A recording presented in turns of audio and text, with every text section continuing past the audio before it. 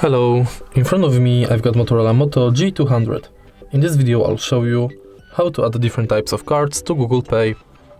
In the beginning, enter Google Pay, tap blue button at the bottom of the screen and focus on loyalty, gift card and public transport. Select loyalty and select shop, for example Payback Poland. Now enter your member ID or scan your card. Tap save and it's done.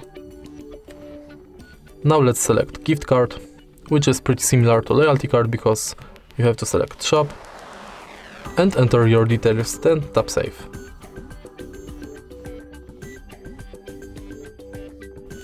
Now the last card you can add is public transport. If you are able to find your public transport, select it. You'll be redirected to a website where you have to finish the inside form. If you find this video helpful, please leave like, comment and subscribe.